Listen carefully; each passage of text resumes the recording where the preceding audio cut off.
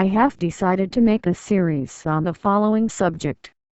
That being theistic Satanism in the modern age.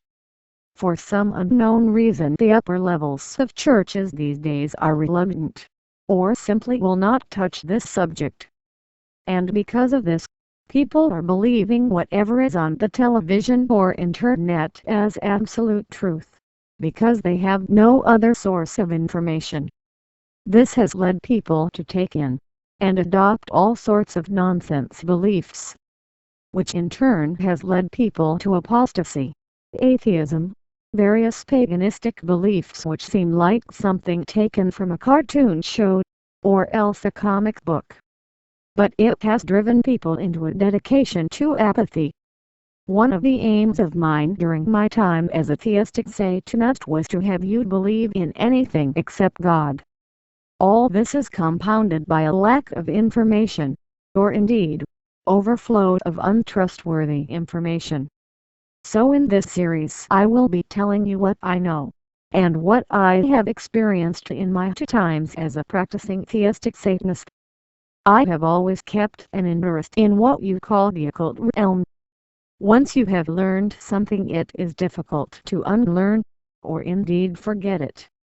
I have been involved with practical Kabbalah, Rosicrucianism, and indeed voodoo.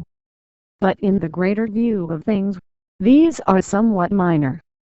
No doubt what we are seeing and involved in now is a high-stakes Major League Poker game, much like Texas Hold'em.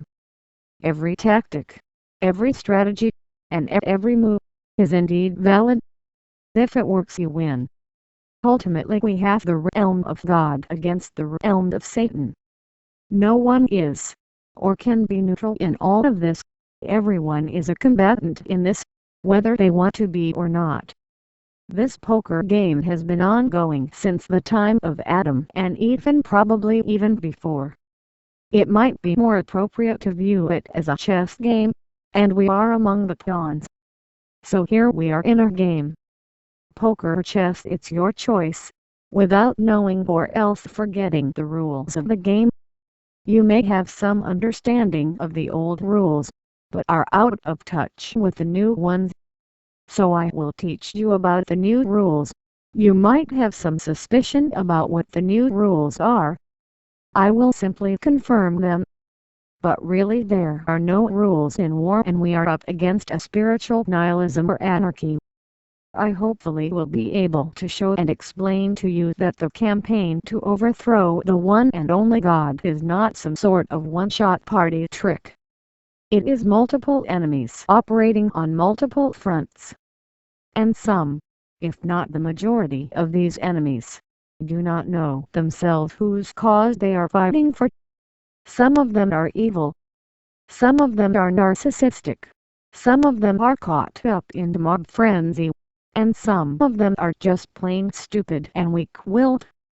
Maybe we all have tolerated these sorts of people under a belief in Christian-style mercy.